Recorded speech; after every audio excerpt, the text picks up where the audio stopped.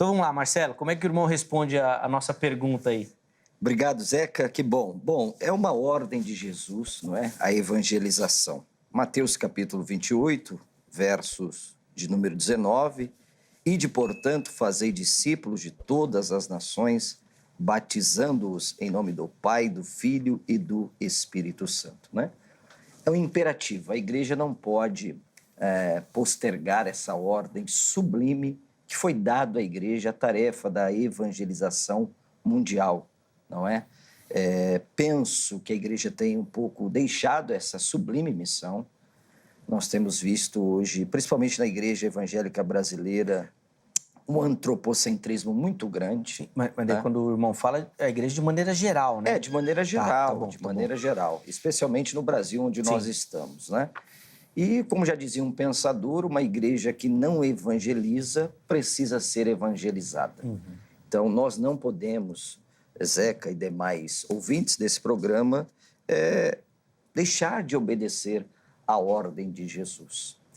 Então, nós temos que fazer a missão no poder do Espírito Santo, né? Atos 1:8, vocês receberão a virtude do Espírito Santo, que há de descer sobre vós, e vocês serão marturion, no grego, mártires, ou seja, vocês terão uma capacitação tão sobrenatural que, se for possível ser um mártir, dar a sua vida pela causa do Evangelho, vocês terão que enfrentar isso.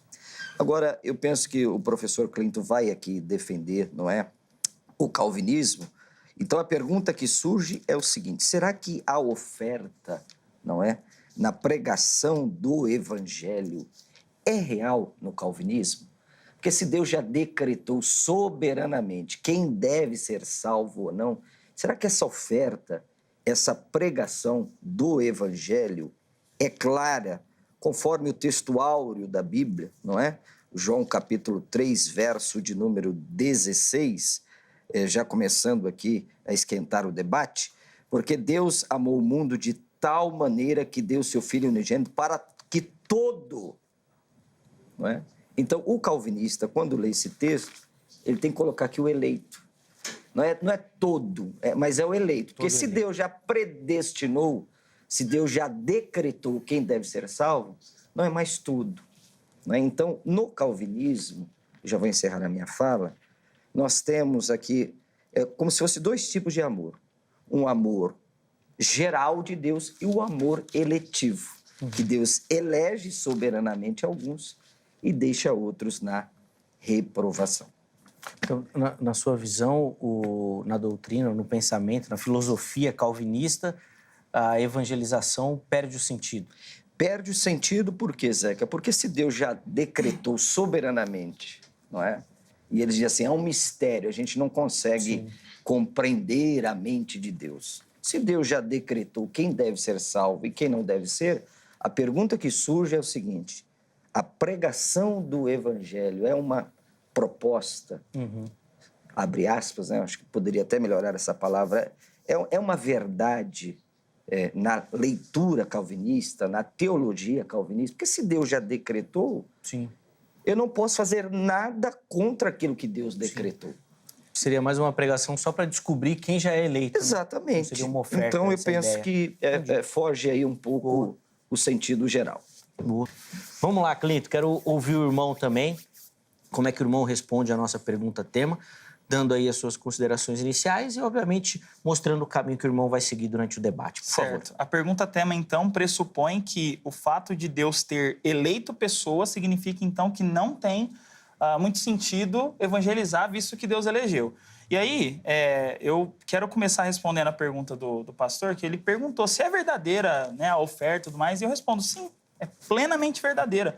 Ela é tão verdadeira que, historicamente, a gente tem não um, não dois, não três, mas vários missionários calvinistas, vários missionários que abraçavam com força a doutrina da eleição, e essa força era a força que impulsionavam eles a pregar o evangelho. Não era o fato de eles serem capazes, não era o fato de que eles estavam desesperados pelas almas e tudo mais, não. Deus, soberanamente, quer salvar pecadores. Eu tendo convicção disso, o que eu faço? Eu prego o evangelho para pecadores.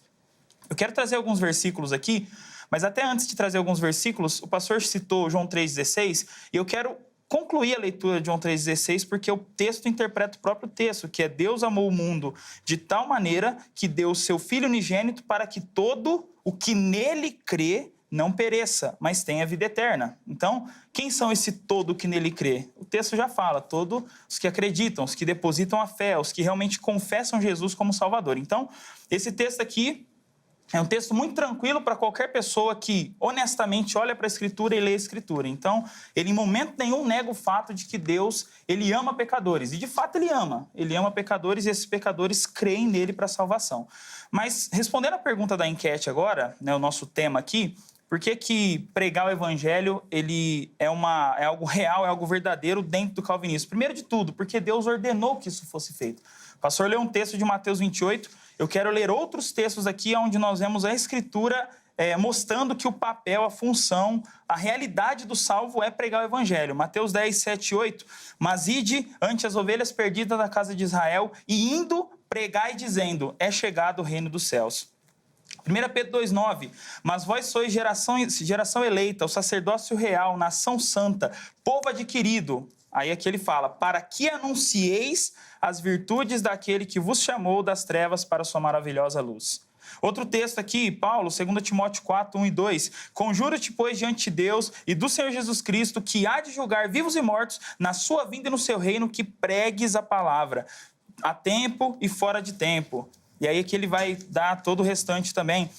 1 Coríntios 1, 22 a 24, porque os judeus pedem sinal e os gregos buscam sabedorias, mas nós pregamos a Cristo crucificado, que é escândalo para os judeus e loucura para os gregos. Mas para os que são chamados, tanto judeus quanto gregos, lhe pregamos a Cristo, poder de Deus e sabedoria de Deus. Então, por que eu tenho que pregar o evangelho se está tudo determinado? Primeiro, porque Deus ordenou. O fato de Deus ter ordenado já é suficiente para que eu feche qualquer lacuna. É claro que nós temos outros pontos ainda, mas é suficiente para nós pensarmos que Deus ordenou que pregasse o evangelho deve ser pregado. Ainda que eu não entenda, ainda que eu tenha dificuldades, ainda que eu não compreenda, ainda que isso gere em mim desconforto, o fato de Deus ter ordenado já pesa sobre mim a responsabilidade de pregar o evangelho. O fato de Deus ter dito, pregue, e aí constantemente a Escritura dizendo, você foi salvo para pregar, você foi salvo para anunciar, você foi salvo para poder pregar Cristo crucificado para as pessoas. Isso tudo já é suficiente para mostrar, então, que a igreja tem que pregar o evangelho. Então, uma coisa não anula a outra. O fato de Deus ter eleito soberanamente pessoas não significa que nós não devemos pregar o evangelho. Portanto, a pregação do evangelho ela é verdadeira, ela é real. Nós pregamos o evangelho para as pessoas exatamente porque Deus ordenou que fosse pregado o evangelho. Essa é a linha que eu vou seguir daqui para frente. Marcelo, vou devolver a palavra ao irmão. Vou pedir um comentário rápido sobre essa questão que o Clinton levantou, da evangelização, que a igreja reformada, calvinista, já tem esse histórico. E aí, obviamente, o irmão explorar essa questão que já lançou anteriormente sobre a veracidade, não. Sobre o alcance. Acho que talvez assim fique melhor, porque senão eu vou falar que os calvinistas estão pregando mentira. Não estão pregando mentira. Mas o alcance, né, da pregação do evangelho. Acho que assim fica melhor. Bom, muito obrigado. Eu quero fazer uma pergunta ao Clinton e é a seguinte. Fiz isso lá no debate, numa grande rádio evangélica, com o reverendo Ageu. Ele deu muita risada. Se Deus decretou, Clinton, que eu tenho que ser arminiano, tem como mudar? Se tem como mudar? É. Se Deus decretou, não tem como mudar. Então não tem, é isso aí. Muito obrigado. tem que ser consistente na defesa, então sim. É verdade, é isso aí, tô brincando. Mas vamos lá, eu penso que a teologia calvinista peca aqui, e você é subscritor da Confissão de Westminster? Confissão de Fé Batista de Londres, 1689. Ok. Onde se preconiza... Isso não veio com Calvino, porque Calvino levou o nome porque ele foi o grande sistematizador, né? Mas isso começou com Agostinho, a famosa dupla predestinação. Porque isso é inegável. Se Deus elegeu o irmão Apolo para a salvação, ele automaticamente elegeu a irmã Trifena, que eu acho que não tem ninguém no Brasil com esse nome, nem no mundo, né, para não... O Marcelo está dando indireta aqui, né? Para a reprovação. Com base no quê?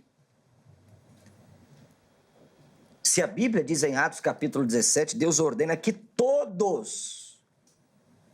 Ora, será que tem outro adjetivo para a palavra todos? Deus encerrou todos debaixo da maldição para que todos tenham acesso à graça. Então, o meu problema grande, Zeca e Clinton, é o seguinte: se Deus já pré-ordenou todas as coisas e Ele ordenou um para a salvação e outro para a perdição, Deus não pode condenar essa pessoa, o réprobo, por justamente ele não poder fazer aquilo que ele não pode fazer. Ou seja, Deus elegeu o Apolo para a salvação, condenou a irmã Trifena nos seus decretos absolutos, vai puni-la a um remédio que é a graça, a um remédio que é o sacrifício expiatório de Jesus Cristo, 1 João capítulo 2, verso de número 2, ele é a propiciação pelos nossos pecados, não são pelos nossos pecados, mas pelo mundo todo, e Deus pune essa pessoa justamente porque ela não pode fazer o contrário. Que Deus é esse? Que soberania é essa? Então, eu queria aqui que o Clinton me apontasse um texto bíblico, um só, de Deus predestinando as pessoas para a perdição. De Deus decretando as pessoas para a perdição. Ora, que nós somos predestinados em Cristo, nós não temos nenhum problema com isso, Efésios capítulo 1. Agora, eu quero que me apontasse um texto na Bíblia de Deus predestinando pessoas para a condenação eterna. Tá contigo aí, Clinton.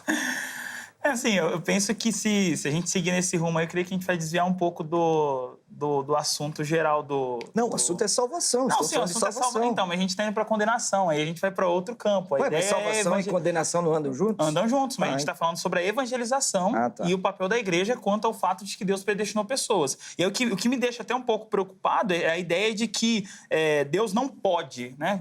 Como que eu posso dizer que Deus não pode? Por que Deus não pode? Quem disse que Deus não pode? Em que momento a Escritura vai dizer que Deus não pode condenar pessoas ou pré-ordenar pessoas para que sejam condenadas? Não, em momento nenhum a Escritura faz isso. Eu quero que você mostre o texto para mim. Então, mas essa é a ideia. A ideia é que eu colocar Deus como réu e eu falar assim, o Senhor não pode fazer isso.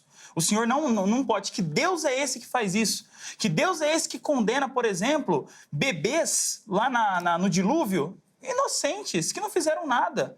Qual a culpa dos bebês? Qual a culpa que aqueles bebês tinham? Eles estão todos salvos. Ok, morreram cruelmente. E Deus matou cada um deles cruelmente com o dilúvio. Deus matou? Quem mandou o dilúvio? Deus matou. Quem mandou o dilúvio? Entendi. Deus manda o dilúvio e as pessoas morrem. Uhum. Eu posso falar isso de uma maneira mais gourmetizada, mais bonita. Não, Deus ele ordena o dilúvio, ele manda o dilúvio e de repente as pessoas morrem no meio do dilúvio. Mas em última instância, quem foi que mandou? Eu vou mais longe. Quem matou Jesus na cruz?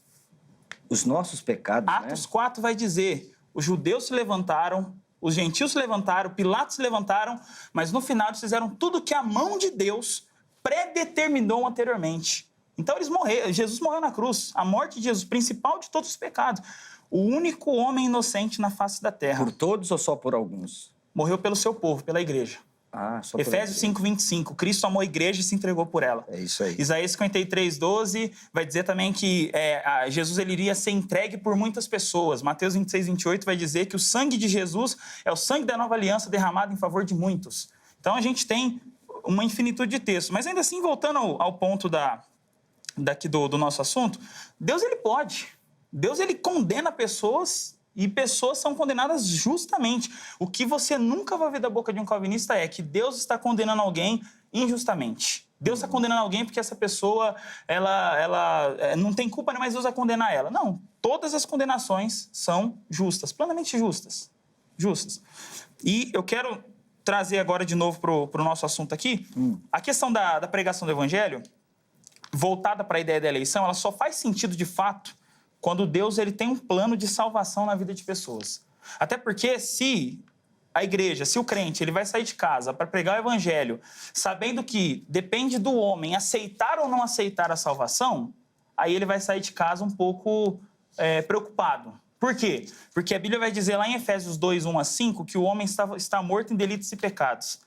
Vai dizer em Romanos 3:10-18, que não há quem busque a Deus, não há quem entenda, não há quem queira a Deus. Então, se o homem vai sair de casa para pregar o evangelho, sabendo que as pessoas estão nessa condição descrita na Bíblia, então ele vai sair para pregar o evangelho sabendo que ele vai receber não. Eu não quero. A oferta é, eu estou te oferecendo, eu estou pregando o evangelho, mas eu sei que você não quer.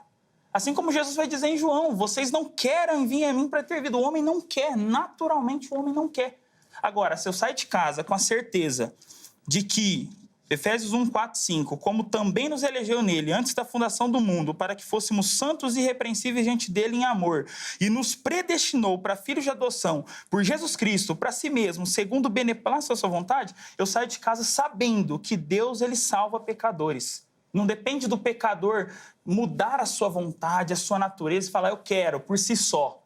Deus vai trabalhar no pecador, Deus vai trabalhar no pregador, Deus vai trabalhar na mensagem, Deus vai trabalhar no coração e o pecador vai ser convertido. Então eu diria que a eleição é o começo pelo qual Deus aplica o seu plano de salvação. A pregação do evangelho é o meio que Deus usa e que Deus escolheu para salvar pessoas.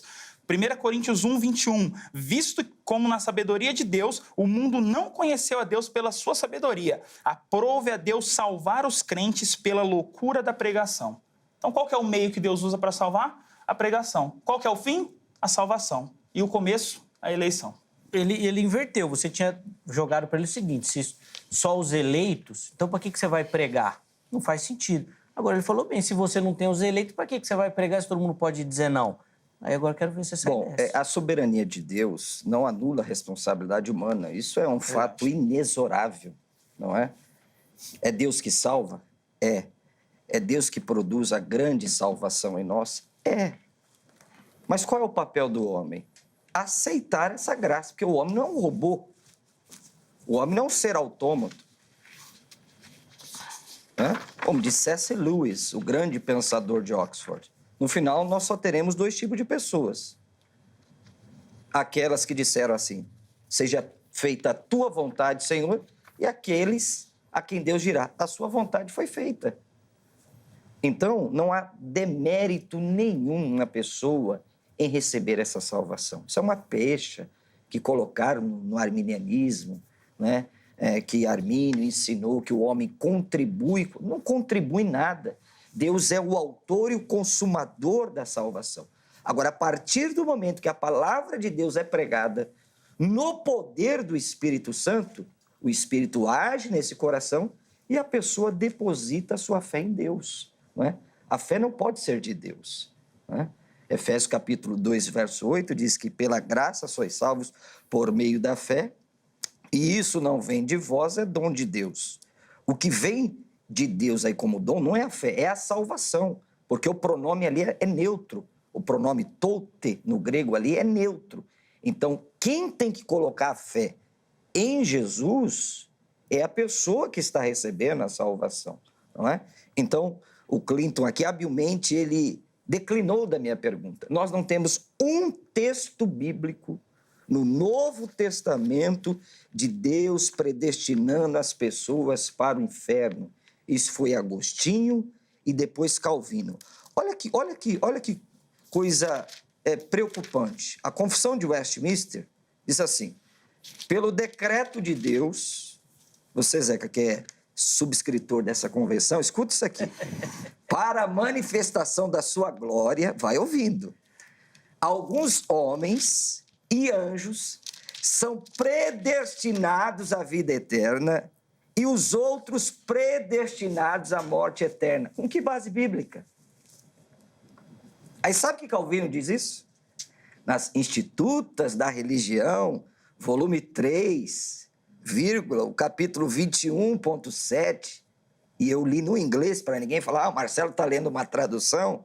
Sabe que Calvino afirmou, meu amigo, você que é um bom calvinista, que o decreto, eu admito, é terrível. Irmãos, Calvino falou isso aqui, que esse decreto de Deus de preordenar de antemão pessoas para a perdição é terrível. Nem Calvino concordaria com isso aqui. Porque não tem, Zeca. Não tem um texto bíblico no Novo Testamento de Deus preordenando as pessoas para a perdição. Isso é um absurdo. Isso faz de Deus, com muito respeito, um monstro. Porque nós temos um remédio que é o sangue da nova aliança, nós temos o sacrifício vicário substitutivo de Jesus, E sabe o que Deus faz? Deus priva essas pessoas desse remédio e joga elas no inferno. E elas não poderão reclamar porque elas estão lá. Isso é um absurdo, gente. Vamos pensar a Bíblia mais biblicamente e não sistematicamente, porque o problema nosso é que a gente quer construir toda uma teologia pegando textos, quando a Bíblia é clara que Deus amou o mundo. O mundo ali são os eleitos. Ali é o cosmos, é o mundo inteiro. São pessoas de raças, tribos, nações, línguas, etnias. Deus ordena que todos se arrependam. Ele é a propiciação, não só pelos nossos pecados, mas pelo mundo inteiro. Ora, tirar esses textos da Bíblia, né, que é uma coisa que Calvino quase que não fala nas suas Institutas da religião, é do amor de Deus. Se fala muito sobre a soberania de Deus. Se fala muito sobre essa grandeza de Deus. E não há quase um texto. Eu estudei, sabe que sou estudioso. Né? Eu já li algumas vezes a Instituta da religião cristã de Calvino. Calvino quase que não fala sobre esse amor bondoso de Deus. Deus não tem partes, Zeca. Deus é um todo harmônio. A soberania de Deus não pode ser maior que o seu amor. E o seu amor também não pode ser maior que a sua soberania. Então, a minha preocupação aqui é essa. É que no calvinismo já tem os eleitos. Deus já tem os seus amados. E os outros? Foram reprovados por quê?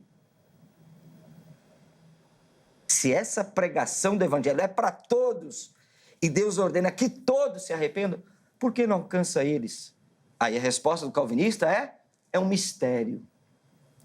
Só que mistério na Bíblia é algo que Deus revela. Quer dizer, o calvinista ele é tão profundo que ele consegue ser mais profundo que o Deus da Bíblia e as Escrituras Sagradas. Porque todo texto que fala de mistério na Bíblia, por exemplo, 1 Coríntios... Marcelo, podemos ir no mistério depois? Pode. Deixa o Clinton responder. Pode. Aí depois a gente volta no mistério. Pode, tá Eu bom. devo com 2 tópicos, aí fica mais didático. Sim. Pra gente separar, a gente volta aí no mistério. Sim. Porque, aliás, presta atenção, viu, telespectador? É a primeira vez e única que você vai ver um reformado falando de mistério. É nesse tópico. Eu queria que ele Não costuma explicasse falar pra mim. muito, não. Não, Vai lá. ó, assim, eu quero só deixar claro aqui que eu sei que muita gente usa Calvino, e o pastor falou bem no começo, né? Calvino, ele ganhou o nome ali, o calvinismo Sim. ganhou o nome de Calvino Ganhou ali. a fama. Mas Calvino não é o papa do calvinismo. Na verdade, falou de Agostinho, mas eu consigo sustentar o que eu creio com base no que nós conhecemos como Calvino usando só a Bíblia. Ei. Eu não preciso nem citar Calvino. Eu não tenho compromisso algum com Calvino. É um excelente teólogo. Eu leio, eu gosto, assim como eu gosto de qualquer outro teólogo. Mas você crê na dupla predestinação. Eu creio... Então você crê em Calvino. Não, mas não é porque eu concordo com Calvino que Calvino é o meu papa, que Calvino é o meu líder. Eu discordo... Calvino é pedobatista, eu sou credo batista. Sim. Eu discordo do pedobatismo de Calvino. E não só isso, eu discordo de outros pontos de Calvino Sim, também. não, foi bem. Então. Ele não é calvinista, ele é bíblico. Isso que ele quer dizer, Marcelo. Entendi, tô entendendo. A questão... Você tá difícil, você tá não difícil. é, mas Não, é porque... Mas é porque o que acontece, Cleiton? Eu entendo essa sua defesa, porque às vezes o pessoal, e o Marcelo falou isso aqui, eu também concordo. Às vezes os caras brigam pela sistematização e não pela Bíblia. Então a filosofia, tanto Sim. de um lado quanto do outro, todo mundo aqui tem culpa nisso. A gente sai do texto e quer impor a filosofia. Então eu acho interessante a sua defesa. Ele está defendendo que a opinião dele vem do texto bíblico. Exato, porque Então, acho que é isso, comum que é calvinistas sejam atacados por conta justo. disso, por conta do nome. Eu prefiro o termo monergista, por exemplo. Eu prefiro monergista. O que é monergista? É só Sim. Deus, 100% Deus, sem a cooperação do homem. Pode ser, nós vamos ter uma diferença também, porque você vai mais pro lado sinergista, não vai, Isso. Marcelo? Sim, mas... Porque é o que o Arminianismo defende. Vai ter E assim, eu diferença do quanto é lado. prefiro esses termos, inclusive sinergista, por quê? Porque às vezes eu estou imputando para ele uma crítica a Armínio Mas e não ele tem às vezes problema. discorda de Armínio. Não, mas às vezes você discorda de Armínio. Sim. Essa que é a questão. Eu gosto muito, eu sou um completo admirador dos escritos do John MacArthur, mas eu já li coisas dele e já discordei dele. Então, assim, a questão toda aqui, que eu quero só fazer a separação, é que, ainda que eu concorde com Calvino em algum ponto, não é porque Calvino falou que eu acredito. Sim. Não é porque Calvino disse que agora eu acredito. E eu sei que muitos reformados fazem isso. Muitos reformados vão na modinha e porque Calvino disse, Calvino tá falando aqui, então pronto, tá dito. E não é assim, não é assim. Eu coloco o Calvino também no divã ali para poder questionar, para poder perguntar e discordar. Na dupla predestinação, você não coloca ele no divã. Mas no que eu concordo com ele, tá tudo bem. No que eu concordo com ele, tá tudo certo, entendeu? Mas calma, vai lá, Cris. Não fica querendo na provocação dele, não, Cris. Responde, porque senão o tempo vai passar. Não, para de ficar aí cooperando com ele, tá? Não, deixa ele. Com relação ao texto, com relação a textos assim, você disse que as pessoas, elas depois são jogadas no inferno. E a Bíblia não vai dizer que ninguém vai para o inferno. As pessoas já estão condenadas. Desde Gênesis 3, pecado entra no mundo, o homem já está condenado. Então não é que ele vai para o inferno. Ele já está em uma condição de inferno. A condição dele hoje já é de inferno. Salmo 7, 11 e 12 vai dizer que Deus é um juiz justo, um Deus que se ira todos os dias. Se o homem não se arrepender dos seus pecados, não se converter dos seus caminhos, ele já preparou a espada, ele está aparelhado. Essa é a punição que o homem receberá como justa condenação. Isso tudo nós pregamos, isso tudo nós falamos, a gente não esconde isso das pessoas.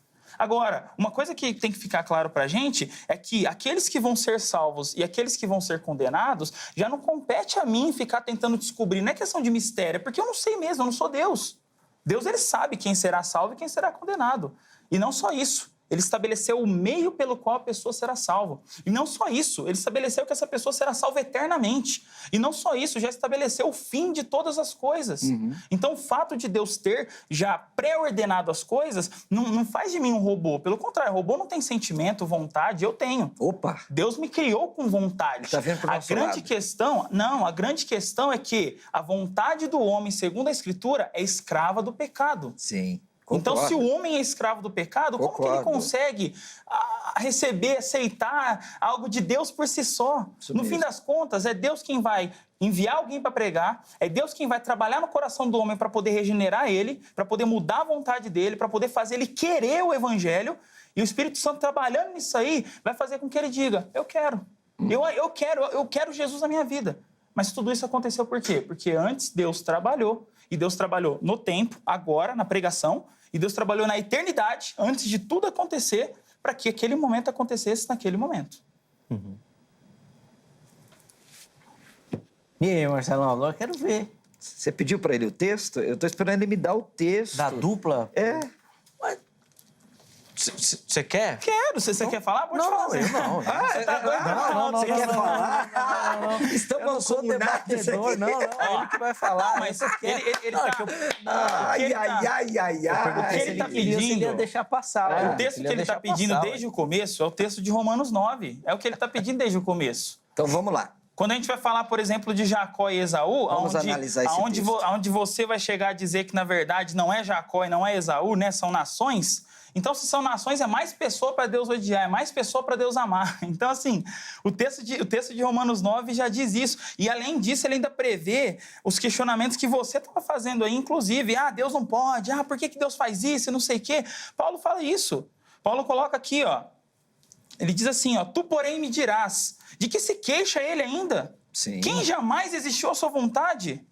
A resposta de Paulo é, quem és tu, homem, para discutir isso com Deus? Sim. Porventura pode o objeto perguntar a quem o fez, por que me fizeste assim? Ou não tem o oleiro direito sobre a massa para do mesmo barro fazer vaso para honra e outro para desonra?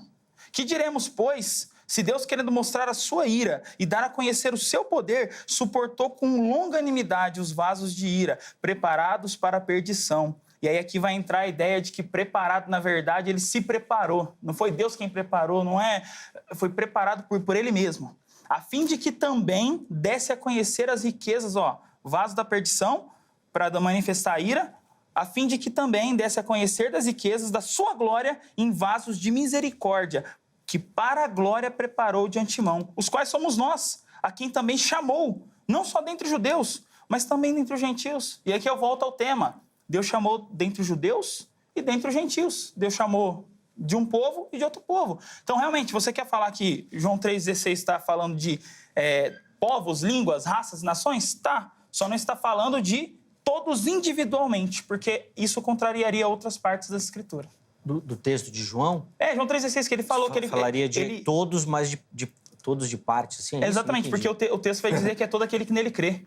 O texto está falando dos que creem. Então, a gente tem a primeira parte, Deus amou o mundo de tal maneira, entregando o seu Filho unigênito para todo aquele que nele crê, não pereça, mas tenha a vida Por eterna. uma condição A depois. gente tem dois lados. A gente Sim. tem a manifestação do amor de Deus e a gente tem Boa. aqueles que creem. Bem-vindo. Você vai virar um assembleano cheio do Espírito Santo, batizado com fogo e com línguas estranhas, Quero batismo com fogo, não. glossas heterós. Não. Você veio para o meu time agora. Eu sabia que você ia citar Romanos 9. Eu estava esperando porque você queria. É? Você queria Romanos 9 desde o começo. Porque como você bem falou aqui, se você estudou de fato esse texto, especialmente o verso de número 22... O preparados. Você sabe verdade, qual é a ele se palavra preparou. grega aqui? Não, eu já esperava, pode falar. Eu esperava que você ia falar. Sabe qual é a palavra Sei, grega pode aqui? falar. Qual que é a palavra grega? Não, eu vou deixar aqui? você expor, pode Eu- expor. Fala para mim qual é Não, a palavra. eu vou deixar o pastor expor. Então tá bom. A palavra grega aqui é Pode expor. catertismena, Sim. Uhum. que ela é voz. Pode expor. Fala, querido. Não, tô deixando o pastor expor. É voz ativa ou passiva aqui?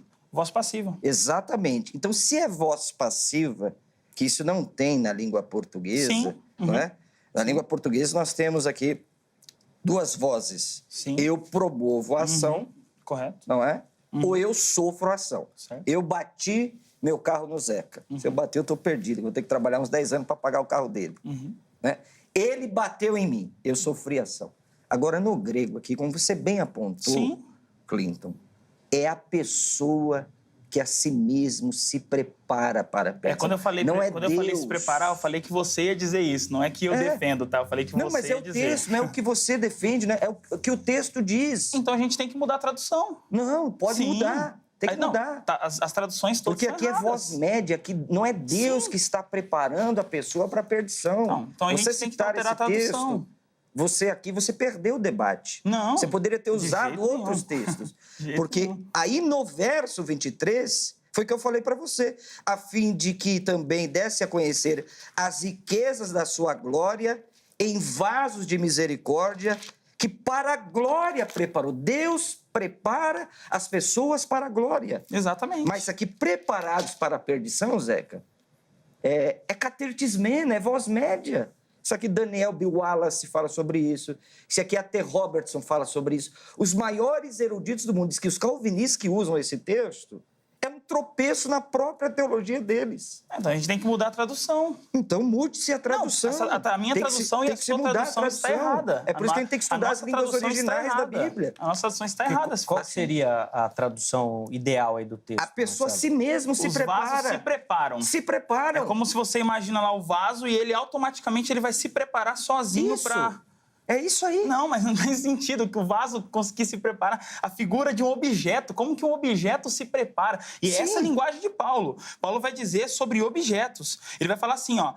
Mas esse objeto não é a pessoa que ele está falando? Sim, mas, Então, mas ele está ilustrando com objeto. Ele Um tá objeto falando tem do- vida? Do oleiro, né? É, isso que ele tá exato. querendo falar. Você não tem vontade? Você não tem sentimentos? Eu tenho Não, sentimento É uma e vontade. metáfora da nossa vida. Tem, sim. Mas Entendeu? segundo o texto, eu me preparei. Só que. Isso. Então, e é o que eu Você se falei. preparou. Não é Deus que Exato. te coloca lá. Então a gente tem que fazer o seguinte: vamos pegar essas traduções todas que tem aqui e vamos mudar, porque, na verdade, está errado o que está escrito, preparados para a perdição. Olha, você eu tenho é o- que mudar para se preparou para a perdição. Você é um moço inteligente, você é professor. É nosso dever, como mestre, ensinar a verdade. Claro, e é o que eu estou fazendo aqui. ensinar a verdade. É o que eu estou fazendo aqui. Por exemplo, por que nós temos que ir para o original? Vou dar um exemplo do hebraico, que todas as nossas traduções, lá em Jó 2,9, que não é objeto do nosso debate, diz assim, ó, porque falas como uma louca, amaldiçoa teu Deus e morre. Só que o hebraico não diz amaldiçoa. O hebraico diz Barer Elohim Vamut. Louva, abençoa a Deus e morre. Que por incrível que pareça, a única versão que eu tenho em casa é uma versão católica do padre Figueiredo que traduziu corretamente. Então, infelizmente, é preciso sim fazer. Então essa tradução está errada. Essa tradução está errada e você concordou comigo. Não, eu perguntei, eu não concordei. Está errada. Não, de jeito Não nenhum. é a pessoa que. Não é Deus que prepara a pessoa para a perdição. Segundo todo o desenho que Paulo traça desde o começo de Romanos 9, é claramente Deus atuando no que vai ser salvo e no que vai ser condenado. Até porque é estranho, né? Deus ele vai atuar e vai eleger pessoas para salvação, o restante ele fala, deixa pra lá, tanto faz, eu nem... Mas essa é a dupla predestinação. Exato, então, mas é porque a Bíblia vai mostrar pra gente que, tanto no salvar quanto no condenar, Deus está presente. Ah, mas Deus ordena que todos se arrependam. É claro, a ordem de Deus não é só para crente. O mentir é pecado para o crente e para o não crente. Sim, exatamente. O matar é pecado para o crente e para o não crente. Então Sim. é claro que Deus vai dizer que todos se arrependam, porque todos estão em rebelião. Agora, quem que vai se arrepender? Quem Paulo vai dizer em Timóteo que concede o arrependimento para isso acontecer? Sim, é Deus. É o próprio Deus. Então, Deus é quem dá o arrependimento. Deus é quem faz a obra de salvação. Por isso que, voltando agora, quero puxar para o tema de novo, o cristão prega primariamente o evangelho porque Deus obedeceu e depois esse ato de obediência acaba resultando em salvação das pessoas. Ah, mas e os que não creem? João 6 vai dizer para a gente, Jesus estava com uma multidão enorme atrás dele. Ele começou a pregar que ele era o pão que desceu do céu, que ele era o pão vivo que desceu do céu, que dá a vida. As pessoas ficaram revoltadas, viraram as costas e foram embora. Ficou somente os 12 ali. Aí Jesus pergunta para os 12, vocês não querem ir também? Olha a preocupação de Jesus com as pessoas que estavam rejeitando a mensagem do evangelho. Então, se o próprio Deus, o próprio Jesus, na pregação do evangelho, ele vai olhar para aqueles que ficaram, vai perguntar, vocês não querem ir também? Por que eu tenho que entender, então, que, na verdade, eu preciso achar que as pessoas elas vão aceitar ou não? Depende, vai depender da vontade delas, tá na mão delas. Ah, não, mas Deus faz toda a obra de salvação. Tá, mas e se o homem não querer, o que acontece? E se o homem não quiser ser salvo, Deus salva? Sim ou não?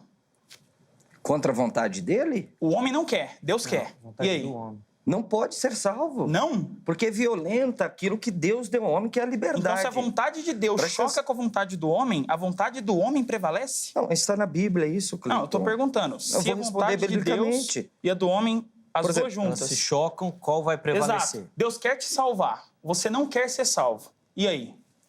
Boa. Vai lá, Marcelo. A palavra é sua. Vai ter intervalo? Não, pode ir. Ele saiu do texto de Romanos 9. Claro, porque a gente tem que voltar pro tema.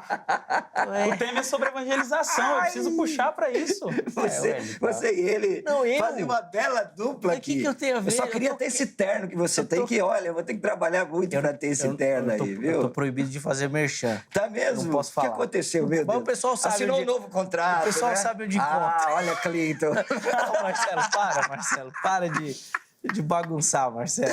Não, E eu não tô fazendo nada, eu tô quieto. Tá um debate Você muito até perguntou gostoso. da confissão de fé, eu não preciso subscrever a confissão de fé, não. Não precisa não. Eu sou membro Você como da ministro, igreja. Não, você sou é ministro. membro. Eu sou entendi. membro da igreja. Você não é eu sou presbítero já da igreja? Não. Fala a verdade, Não fala sou, bem. não sou. Cristo, diga a verdade, Eu não minto. preciso subscrever a confissão como membro da igreja, tá bom? Então, isso daí é só pra liderança. Veja, ele está puxando Vai lá, o debate, Marcelo. mas estamos entrando em outra seara do debate aqui. Mas o debate quando a gente fala sobre a graça teologia, irresistível. então- A Bíblia diz que a graça pode ser resistida. Boa, foi a pergunta que ele Atos colocou. capítulo 7, versículo 51, Estevão, quando pregou, vocês sempre resistem à obra do Espírito. Lucas 7,30, Evangelho do Dr. Lucas, capítulo 7, verso de número 30. Sabe por quê, meu amado Clinton? O amor de Deus não pode ser coercitivo. O amor de Deus é persuasivo. Senão não é amor. Exatamente. Imagine você forçando a sua digníssima senhora a amá-lo. Não faz isso que... Não tem como. Então, o amor de Deus deve ser persuasivo. Então, olha o que diz meu amado professor Clinton, como é o nome dele? Ramachotti. Esse cara é judeu, cara. Esse camarada é judeu, não é? Olha aqui, meu amado, querido irmão. Lucas 7,30. Mas os fariseus e os intérpretes da lei rejeitaram. Já foi objeto de debate aqui esse tema. Já. Quanto a si mesmos e o desígnio de Deus. Olha que texto, meu professor. Eles rejeitaram. Não porque Deus decretou que eles tivessem rejeitado. Porque eles quiseram rejeitar. Porque eles quiseram. E a vontade deles prevaleceram sobre a vontade de Deus. Exatamente, é isso que está no texto. Olha aqui. O texto vai até o ponto em que eles rejeitaram. Olha o restante você quem acrescentou. Eles rejeitaram quanto a si mesmos e o desígnio de Deus. Qual era o desígnio de Deus nesse ponto? Que eles fossem de coração para Deus. Pronto. Que eles se voltassem para Deus. Exatamente. Então, assim, a ideia não é que a graça não é resistível. Ela é. O homem resiste até não poder resistir mais. Como assim? Claro! Não entendi. Eu vou explicar. O homem natural, ele tá igual Saulo aqui em Atos 9. Sim, Ó. sim. Saulo, respirando ainda ameaças e morte contra os discípulos do Senhor, dirigiu-se ao sumo sacerdote e lhe pediu cartas para as sinagogas de Damasco, a fim de que, caso achasse alguns que eram do caminho, assim homens como mulheres, os levasse presos para Jerusalém.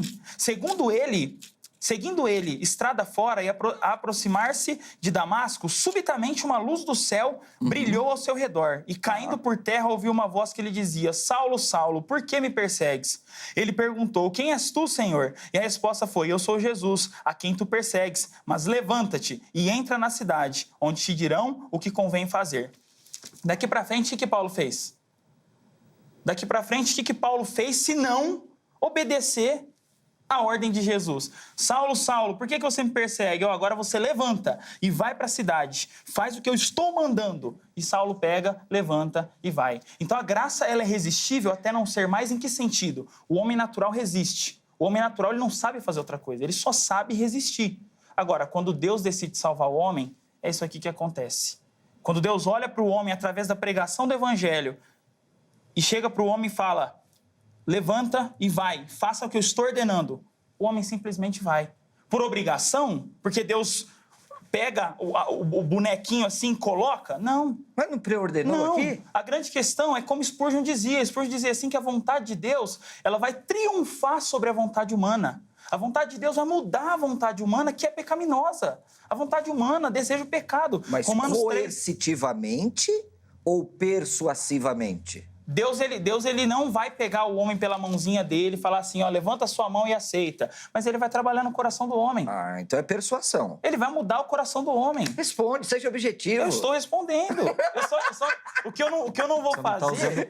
O que eu não vou fazer é usar termos, porque eu sei que é perigoso a gente usar termos, porque fica complicado. Não, assim, mas nós estamos numa linguagem humana, eu né? sei, mas uma pessoa vai falar uma coisa, outra vai falar outra. Então, assim, eu quero ser responsável pelo que eu estou defendendo. Às vezes você viu outra pessoa defendendo a palavra igual, tal. Não, eu estou dizendo que o homem natural, ele odeia Deus, ele é inimigo de Deus. Sim, concordo. Romanos 6 vai dizer assim que quando nós somos justificados pela fé, nós temos paz com Deus. Ou seja, antes nós tínhamos inimizade contra Deus. Isso. Antes Deus era o nosso inimigo. Isso. A partir do momento em que o nosso coração ele é transformado, ele muda, aí sim eu consigo... Persuasivamente? É Deus quem muda. Ou coercitivamente? É Deus quem muda. Ele não responde, é Deus quem...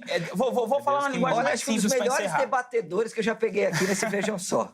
Que ele escapa, cara. Você é advogado, meu filho? Não sou não. Olha, eu vou usar aqui uma linguagem. Eu vou usar aqui uma linguagem. A sua noiva é advogada? Não, também não. Olha, acho que daria um bom casal aí, não é? De advogado? Bom. Um camarada sabe argumentar. Não, mas eu entendeu? vou usar uma linguagem aqui só para poder encerrar minha fala. Não, fica à vontade. O homem tem um coração de pedra. Sim. Deus arranca o coração de pedra dele. Coloca um coração de carne. Tá. Não é o mesmo coração. Um é de pedra, um é de carne. Deus arranca o de pedra, coloca o de carne. Essa é a linguagem de Ezequiel. Ezequiel vai usar lá em Ezequiel 32. Sim. E aí, dali para frente, vai dizer que a partir disso, quando o homem tem um novo coração, ele passa, então, a obedecer, ele passa, então, a andar nos caminhos, ele passa a ser guiado pelo Espírito. Então, a mudança que acontece é essa. É Deus, como se fosse um cirurgião, abrisse o peito, arrancasse o coração de pedra, colocasse um coração de carne e, a partir disso, o homem passa a desejar aquilo que é bom. Vamos lá, Marcelo, para encerrar o bloco aqui, vai. Agora sou eu? Agora você vai me dar a palavra? Depois que ele falou quase 15 minutos, aí só ele falando, ele falando. Para, lógico que a gente não, tá Marcelo, equilibrado, vai. falou bastante. Tá equilibrado, a gente tá equilibrado aqui. Você citou o Instituto inteiro, a Confissão de Westminster. Não. É porque tem que vir preparado para o debate, né? Mas isso daí leva tempo, não é? Não, mas comigo o compromisso, se você quiser citar só a escritura, tá bom. Não, mas é que eu tô citando aqui. Não, tô falando tem assim, Romanos 9, eu só tô que falando você assim que falou. eu não gosto muito, porque os calvinistas são, às vezes, conhecidos por causa de Calvino, confissões e não sei o quê. Sim. Então, tem muito forte. Para evitar que isso aconteça... Isso é fato. Meu querido professor Clinton, a expressão todo aquele, segundo o dicionário Webster Universal Dictionary, é o seguinte: qualquer que seja a pessoa, não há alternativas. Ela sempre significa quem ou qualquer pessoa. Eu fiz um estudo rápido. Eu vou passar esses dados aqui para você. Essa expressão aparece na Bíblia 183 vezes. Todo aquele.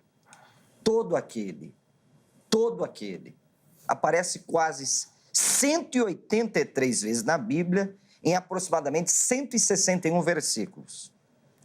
Significa claramente todos, porque não tem como você falar todo aquele com exceção. Todo aquele que invocar. É todo, é abrangente. Mas você está sendo específico. Isso. Está falando todo. de um ser específico, Exatamente, todo aquele. toda a humanidade. Só que a humanidade está acrescentando. Na Todo teologia, aquele, sim. na teologia calvinista, você bem sabe, diz que esse todo aquele não funciona. Claro que funciona. Dentro Não do seu contexto, funciona. Porque é só para eleição. Dentro do seu contexto. É só para eleição. Por exemplo, em Números capítulo 21, verso 8 e 9, que Jesus vai usar esse texto aqui, não é? Em João capítulo 3. Vou ver se eu consigo achar aqui na minha Bíblia. Números, se não fugiu daqui.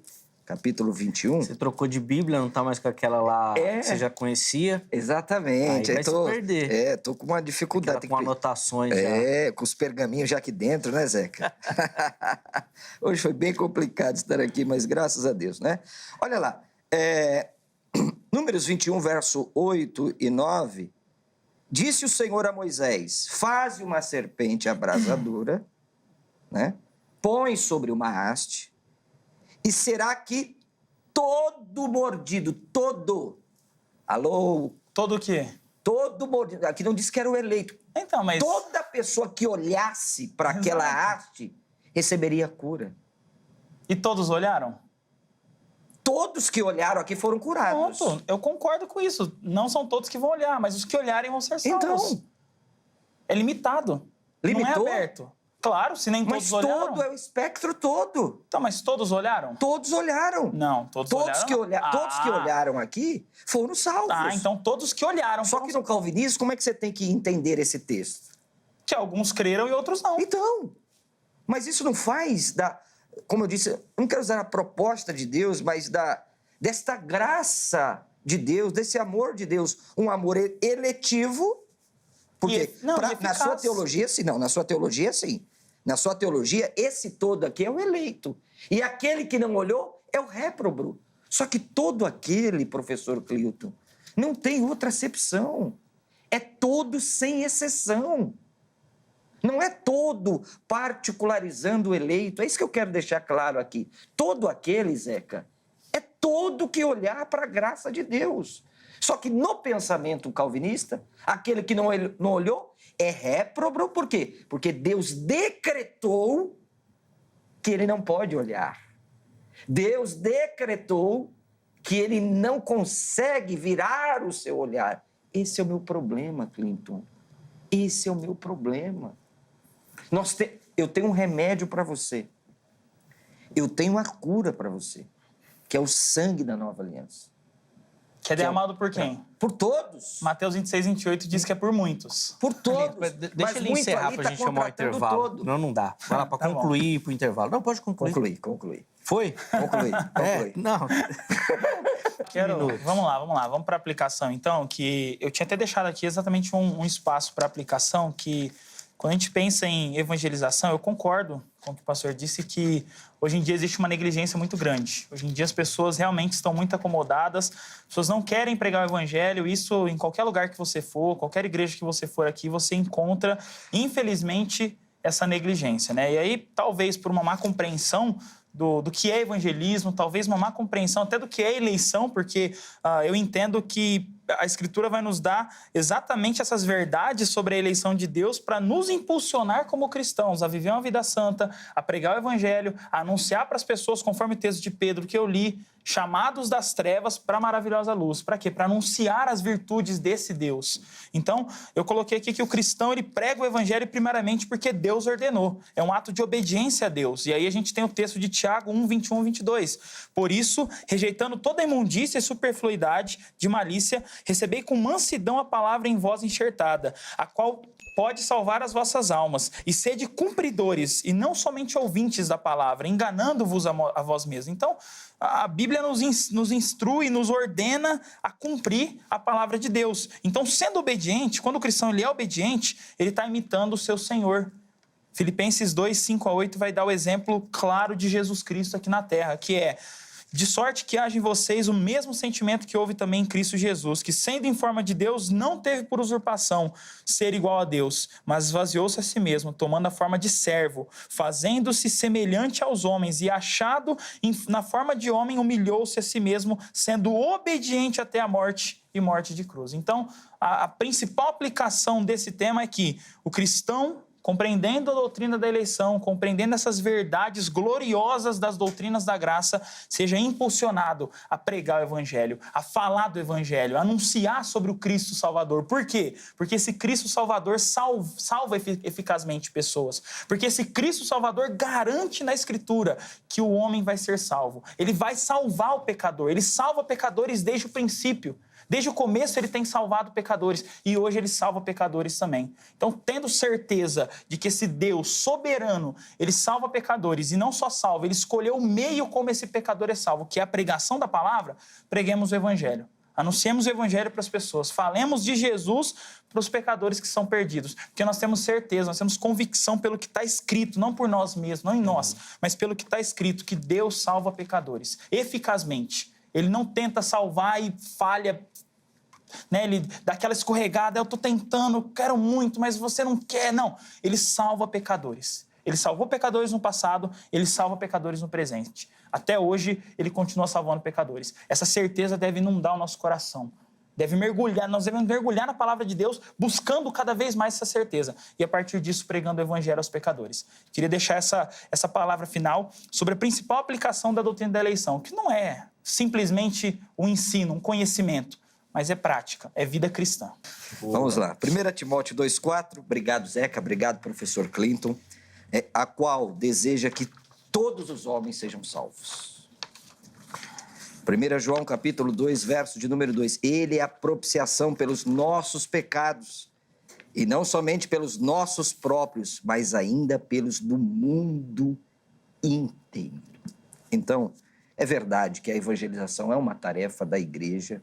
Agora, Deus não tem um amor eletivo para determinado povo e tem outro amor para outro povo. O amor de Deus não muda. O amor de Deus é igual para todos, não é? Então, é tarefa da igreja pregar o evangelho, proclamar as verdades do evangelho, sabendo que essa dupla predestinação que foi inferida aqui, isso não existe, não é? Deixamos claro a partir do texto de Romanos capítulo 9, que a palavra ali é catertismena, é voz média, e todos os grandes gramáticos do mundo ensinam que a pessoa a si mesmo se prepara. Deus prepara as pessoas para a glória. Agora, a pessoa que vai para o inferno, porque ela deliberadamente dá as costas para Deus e ela não quer a oferta da graça. E não vou usar os 4 minutos para depois você me dar mais tempo. Conta-se uma experiência de William Carey, grande missionário, pai das missões modernas, quando foi falar com o seu pastor, um calvinista extremado, não é? Um hipercalvinista, e o pastor dele diz assim: meu filho, se Deus quiser salvar o mundo inteiro, Deus não precisa da sua ajuda. Fique tranquilo. Ainda bem que William Carey não ouviu o conselho do seu pastor. Porque se Deus quisesse salvar o mundo sem a pregação do evangelho, Deus não teria usado de forma extraordinária o William Carey para a pregação do evangelho. E lembrando que no céu do Senhor não só existe a tulipe, tem outras rosas de Deus no jardim de Deus. Que Deus abençoe a todos e muito obrigado.